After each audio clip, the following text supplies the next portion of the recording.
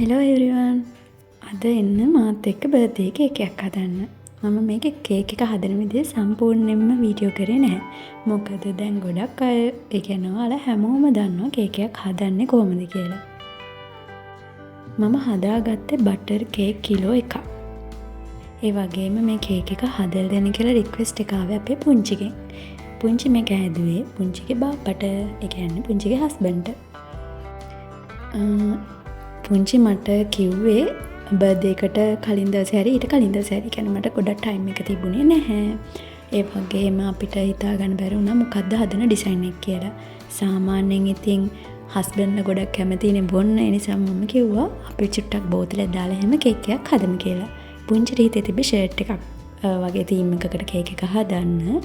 හැබැයි පස්සේ පුංචිත් හිතුවා අරක චුට්ටක් වෙනස් නිසා ඒක හොඳයි කියලා. ඒ කියන්නේ බෝතලයක් දාලා හදන කේක් එක. මම කලින් මේ කේක් එක හදලා තිබ්බේ නැහැ. හැබැයි මම හදන්න ටිකක් එක්සයිටඩ් වෙලා හිටපු කේක් එකක්.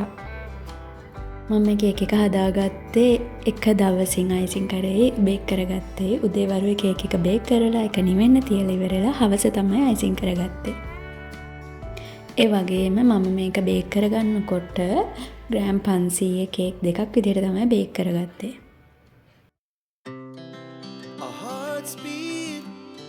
To the city streets, we began to feel the fire.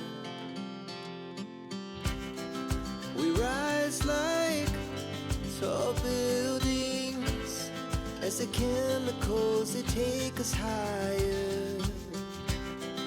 The night's young and it's just begun as she puts her hand in mine.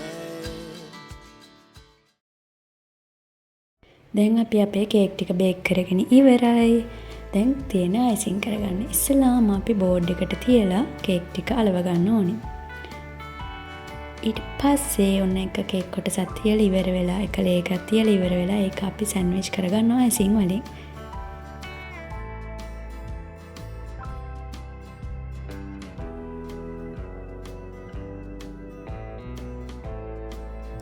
Cake දෙක සෑන්ඩ්විච් කරගත්තට පස්සේ වටේට මේ විදිහට අයිසින් කෝට් එකක් යවනවා කේක් උඩු පිටට එන්නේ නැති වෙන්න.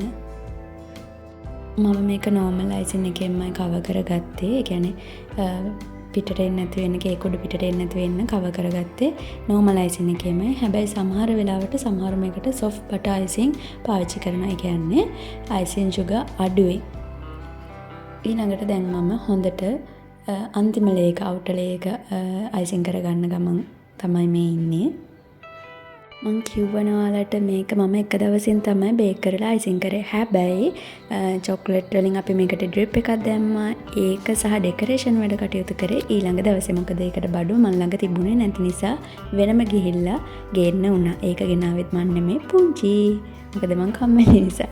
නැහැ කම්මැලි නෙමෙයි. එදාම මට මතක විදිහට වැස්ස පුංචි තමයි ගිහිල්ලා අරන් ආවේ. හැබැයි හොඳම සීන් එක කියන්නේ පුංචියේ බඩු ගේන්න ගිහිල්ලා තිබ්බේ බාප්පා එක්කම. ඒතර බාප්පාට සර්ප්‍රයිස් එකක් නෑ වගේ. කවර් කරගත්තු කේක් එකේ මම බෝඩර්ස් ටිකක් ඇඩ් කරගත්තා. මොකද නිකම්ම තියෙනට වඩා කේක් එක බෝඩර් එකක් ආපම ලස්සනක් තියෙනවා කියලා මම හිතන නිසා.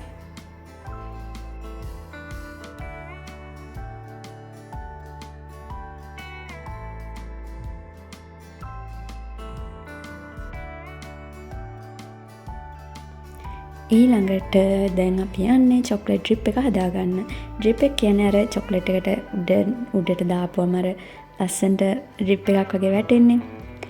අන්න ඒකට. ඒක හදාගන්න මම ගත්තේ කුකින් චොක්ලට් වගේම කුකින් චොක්ලට් වලට ෆ්‍රෙෂ් මිල්ක් එකතු කරලා තමයි ඒක හදාගත්තේ. පදම කියන්න නම් මන් දන්නේ. මම හිතන විදිහට තමයි නිකන් පුරුද්දර වගේ තමයි හදන්නේ. ඒ දෙක එකට ඩබල් බොයිල් කරලා තමයි කේක් එකට දාන්නේ. හැබැයි උණු පිටින් දාන්න බෑ. මොකද අයිසින් ටික දිය වෙන නිසා.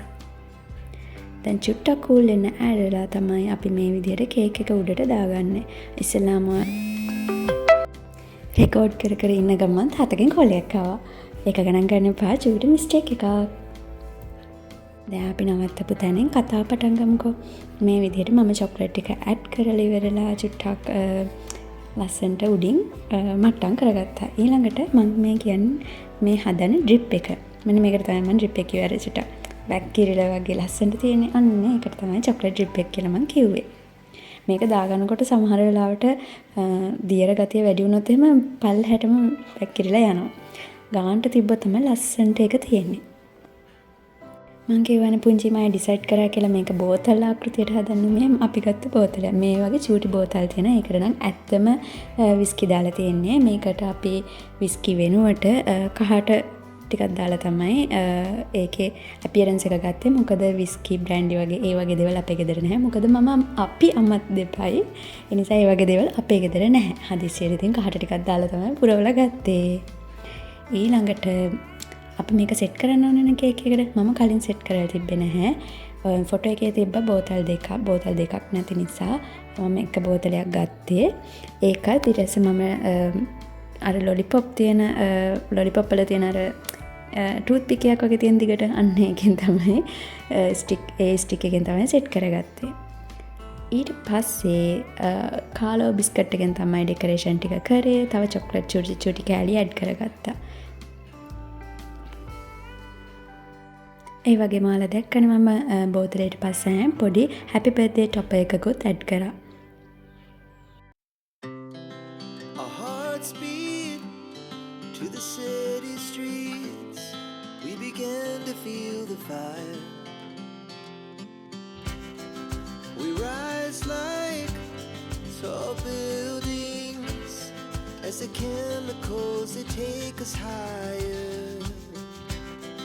The night's young. මේකේ ලුක් එක තව චුට්ටක් වැඩි වුණොත් හොඳයි කියලා හිතුන නිසා මම එඩිබල් ගෝල්ඩ් කුඩු ටිකක් අරගෙන අර බිස්කට්ටෙන් තවල ගත්තා. එතකොට චුට්ටක් අර නිකන් අමුතු ලුක් එකක් එනවනේ. මම හිතනවා ඒක එලිගන්ට් අපියරන්ස් එකක් කිව්වොත් හරි කියලා. දැන් ඉතින් යන්න වෙලාවත් හරි. ආපහු දවසක හම්බෙන්න ඕනි කියලා තමයි මම යන්නේ. ඒ වගේම ඔයාලත් මාව හම්බෙන්න ඕනි කියලා හිතනවා නම් මතක ඇතුව මගේ channel එක subscribe කරලා තියාගන්න.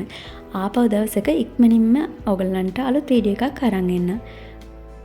තව කේක් හදපු වීඩියෝස් නම් ගොඩක් තියෙනවා. එඩිට් කරන්න තමයි ටයිම් එක නැත්තේ. හැබැයි ඉක්මනටම එඩිට් කරලා ඔයාලට අරන් එන්න. එහෙනම් අද දවසට bye bye.